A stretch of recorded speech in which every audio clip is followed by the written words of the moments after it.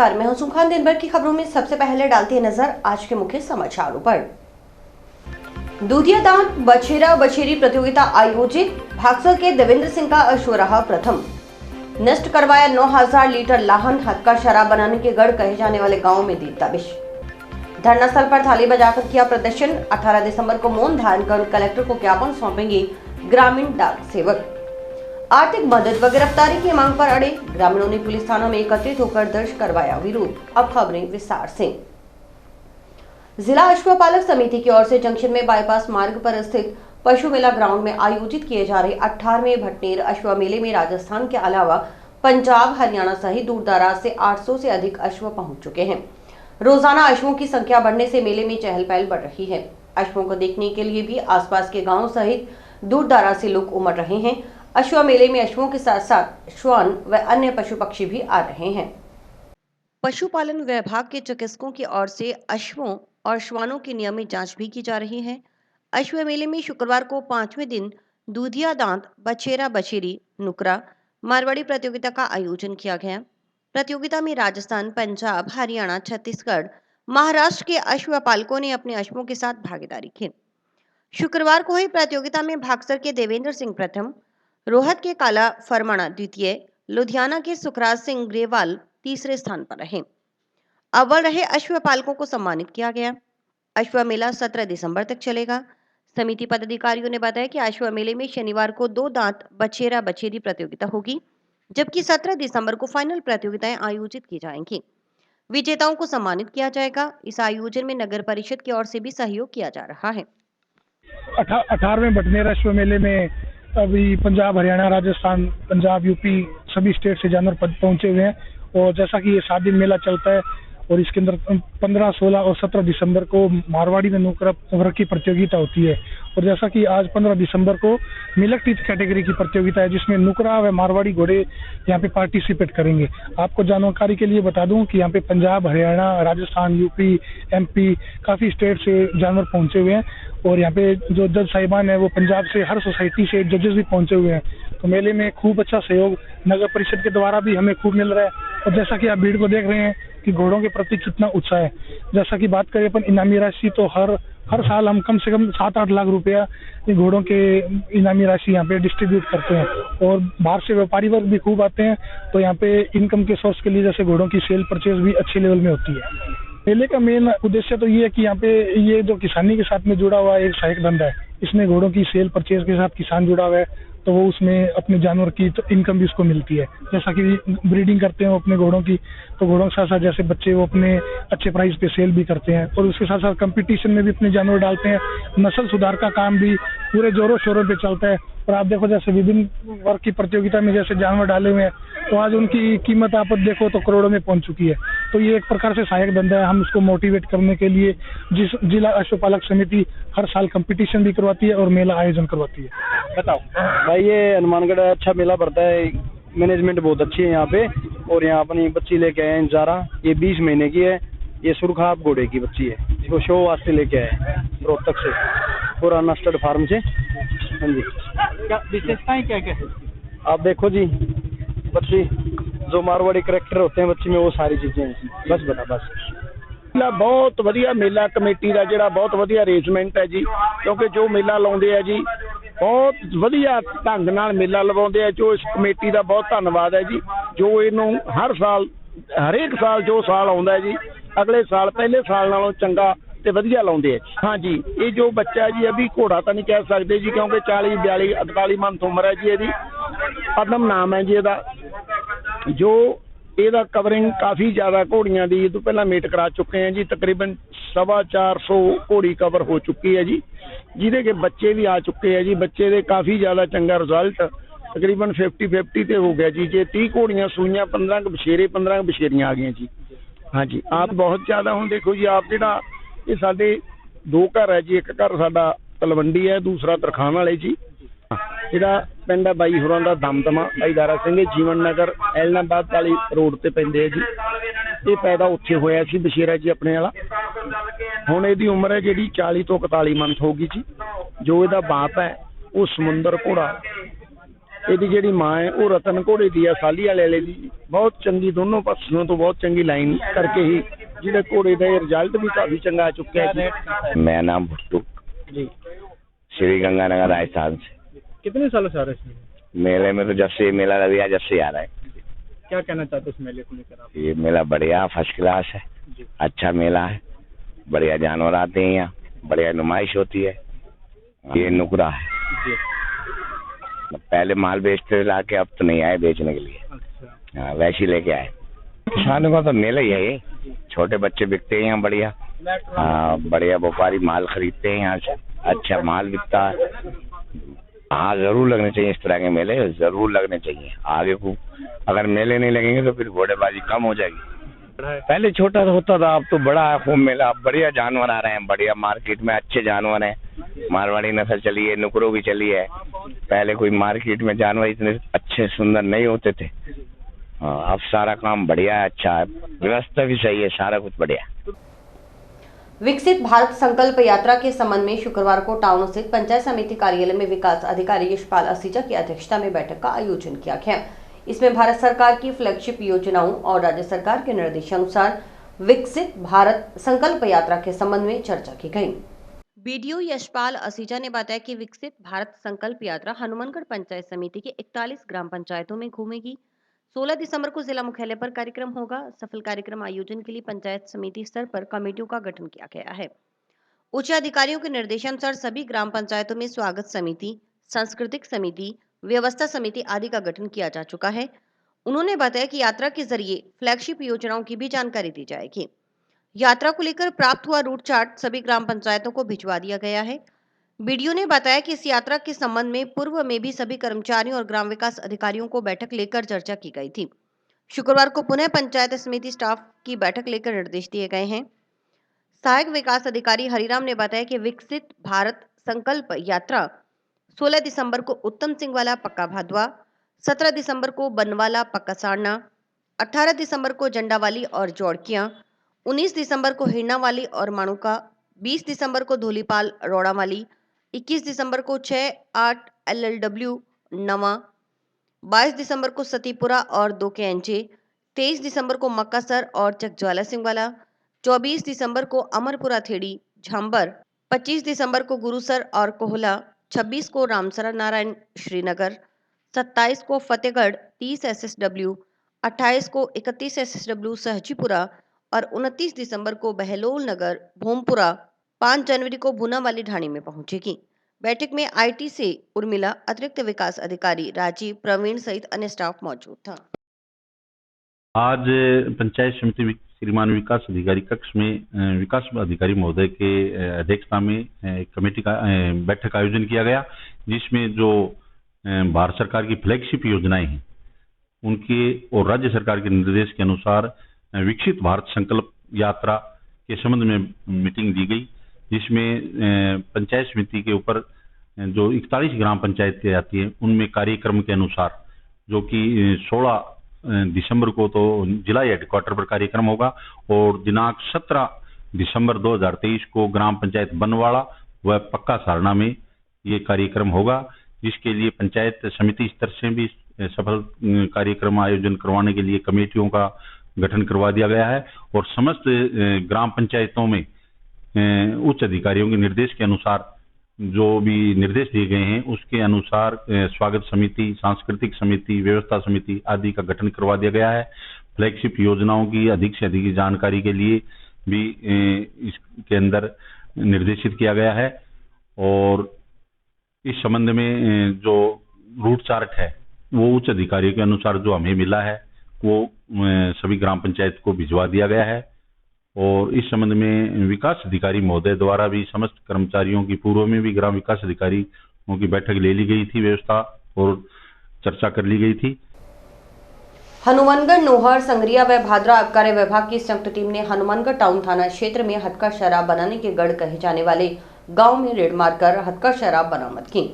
करीब 9000 लीटर लाहन नष्ट करवाया गया। आधा दर्जन कच्ची भट्टियां भी नष्ट कर 2 मोटरसाइकिल जब्त की गई।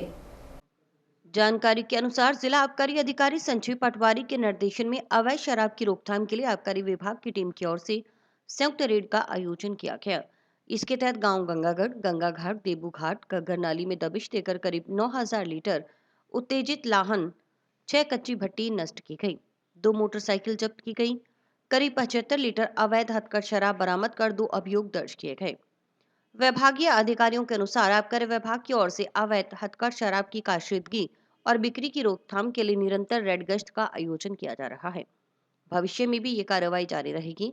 कार्यवाही में हनुमानगढ़ वृत्त के आबकारी निरीक्षक पवन कुमार रेगर, नोहर के प्रहराधिकारी अमर सिंह, संगरिया के प्रहराधिकारी सुमेर सिंह, भादरा के प्रहराधिकारी विनोद कुमार और आबकारी अधिकारी कार्यालय के जमादार हुसैन खान का जाब्ता शामिल रहा। जिला आबकारी हनुमानगढ़ श्री संजीव पटार जी के निर्देश पे आज रेड गश्त गंगागढ़ में की गई।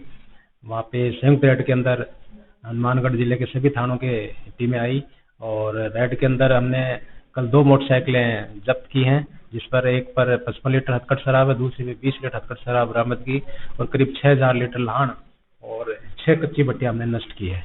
आरोपी मौके से भनक लग गई तो फरार हो गए और बाकी लगातार कार्रवाई हमारी जारी है। बाइकों में हथकढ़ शराब लेकर के और ये बाकी जगह सप्लाई करते हैं, इसमें नंबर वगैरह नहीं रखते और नेम प्लेट डुप्लीकेट रखते हैं। हम डीटीओ से इनका रिकॉर्ड लेकर के और जो भी वाहन मालिक होगा उसके विरुद्ध उनको मुलजिम बनाएंगे और उनके विरुद्ध कार्रवाई करेंगे। साथ ही जो आसपास के गांव के लोग, उनसे भी मैं ये कहूँगा कि जब भी उनको अच्छी सूचना मिलती है तो वो हमें जरूर सूचित करें। हम लगातार डीओ साहब के निर्देश पे कार्रवाई कर रहे हैं।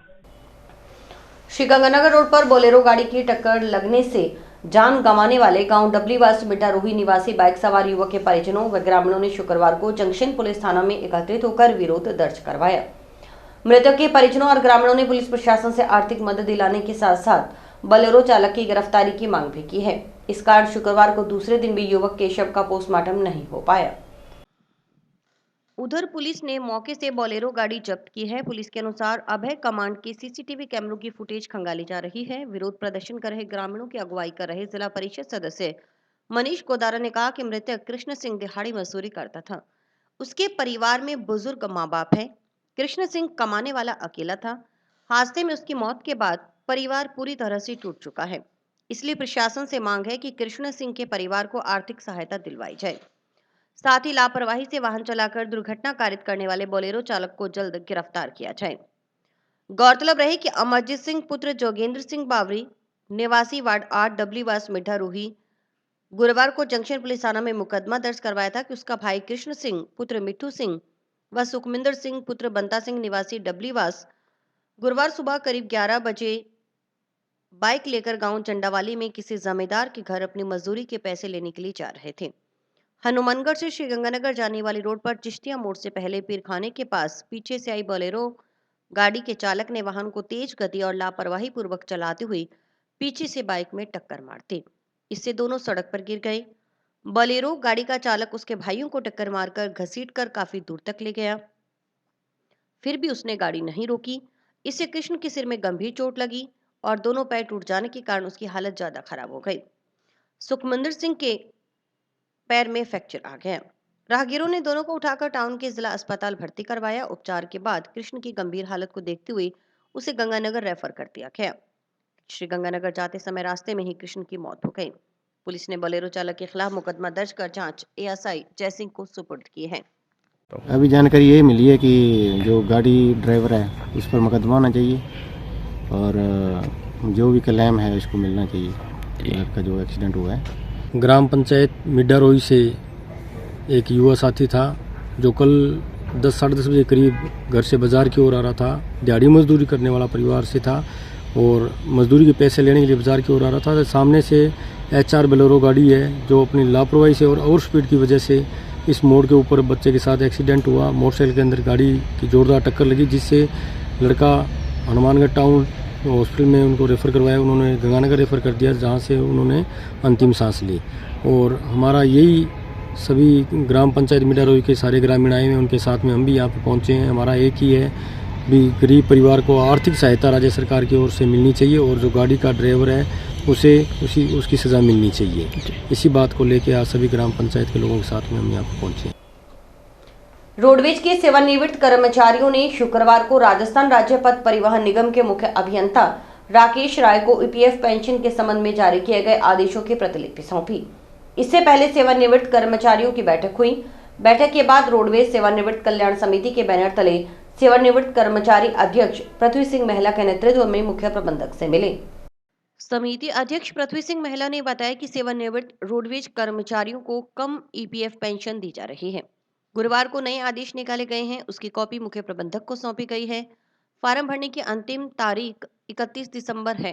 अंतिम तारीख से पहले ईपीएफ को मुख्य कार्यालय भिजवाने की मांग की गई है ताकि सेवानिवृत्त कर्मचारियों को पेंशन का भुगतान हो सके।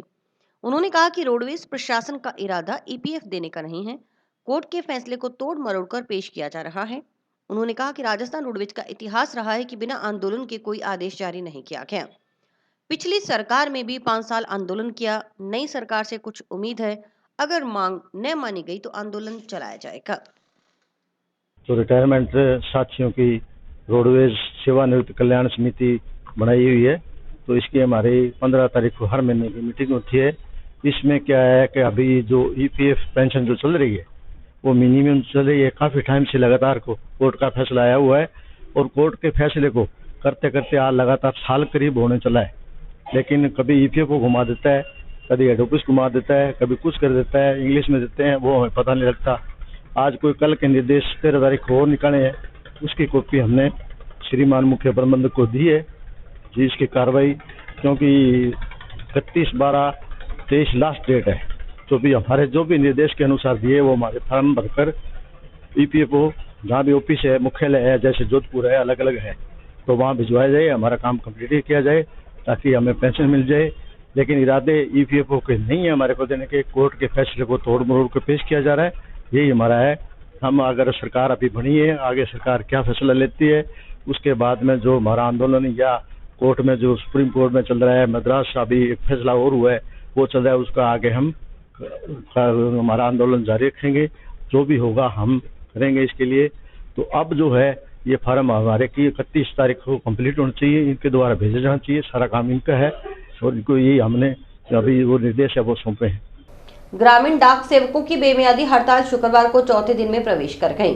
अखिल भारतीय ग्रामीण डाक सेवक संघ के बैनर तले नियमित कर्मचारी का दर्जा प्रदान करने व कमलेश चंद्रा कमेटी की रिपोर्ट लागू करने सहित 7 सूत्री मांगों को लेकर ग्रामीण डाक सेवक हड़ताल कर रहे हैं।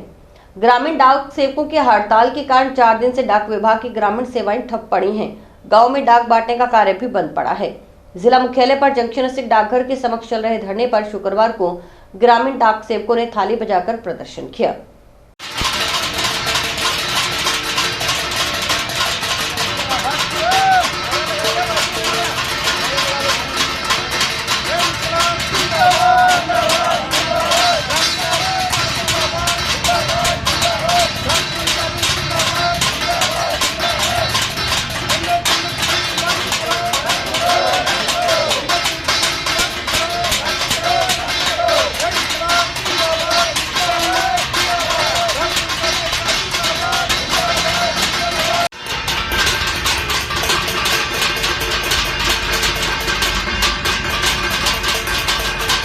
आज हमारी डाक कर्मचारी ग्रामीण डाक सेवकों की हड़ताल का चौथा दिन में हम प्रवेश कर गए हैं। दिल्ली की यूनियन के आह्वान पे हम पूरे राष्ट्र लेवल पे हमारी हड़ताल है। कल हमने सद्बुद्धि यज्ञ किया था कि सरकार को सद्बुद्धि आए और जो 2,70,000 हम ग्रामीण डाक सेवक गांव में जो काम करते हैं, चाहे जमा का काम हो, खाता खोलने का काम हो, बीमे का काम हो, डाक वितरण का काम हो, बहुत सी केंद्र सरकार की जो योजनाएं हैं, वित्तीय योजनाएं हैं, उनका रेवेन्यू कलेक्ट करने का काम हम ग्रामीण डाक सेवक करते हैं। कल हमने सद्बुद्धि यज्ञ किया था कि सरकार को, केंद्र की सरकार को सद्बुद्धि आए।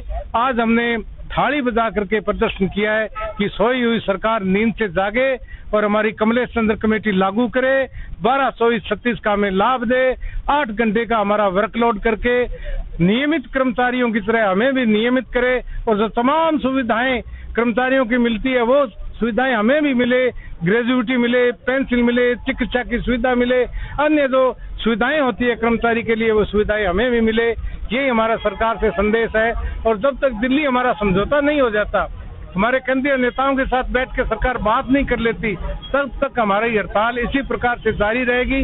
पूरे हिंदुस्तान में 90% हड़ताल है। पूरे ग्रामीण डाक क्षेत्र का कार्यभार ठप है।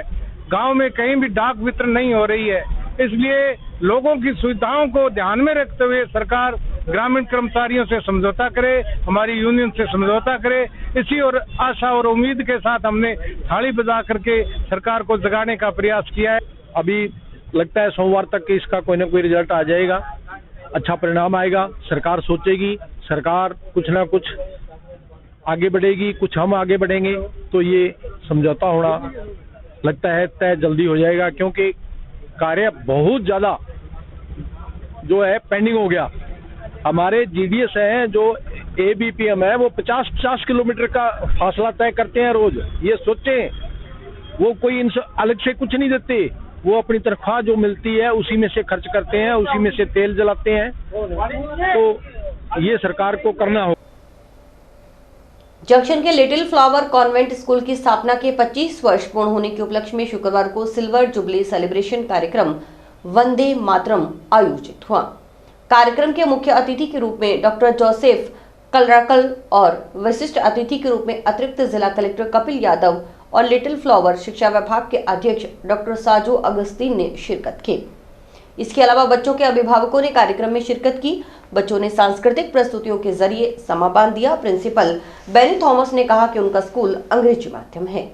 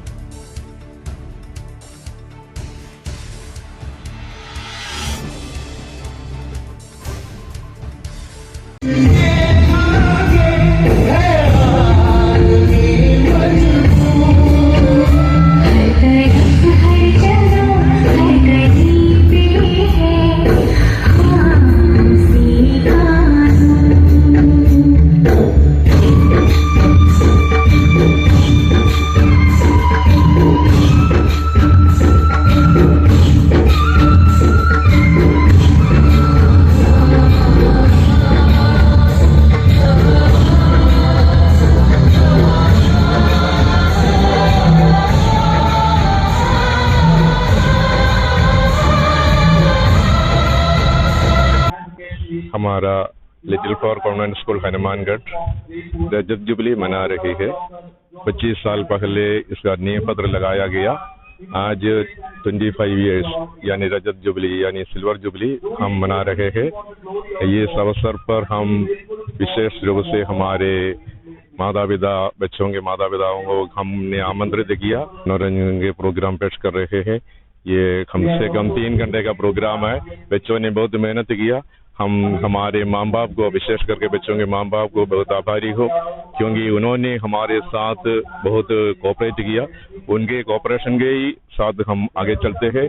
हम उनके विनम्र रूप से धन्यवाद भी देना चाहता हूं, क्योंकि आगे भी हम ये कोऑपरेशन एक्सपेक्ट करते हैं।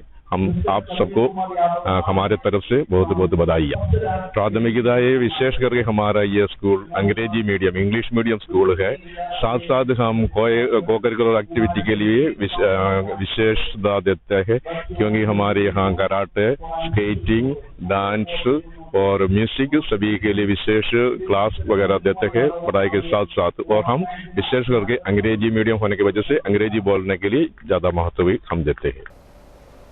मजदूरी का हिसाब करने के बहाने मार्बल व टाइल लगाने का कार्य करने वाले मिस्त्री को सरपंच के घर बुलाकर मारपीट करने, गालियां निकालने और जान से मारने की धमकी देने का मामला सामने आया है। इस संबंध में मिस्त्री की ओर से रेलवे लोको पायलट व उसके पिता के खिलाफ जंक्शन पुलिस थाना में मुकदमा दर्ज करवाया गया है। और इसी के साथ समाचार समाप्त हुए। रोजाना देखते रहिए समाचार। नमस्कार।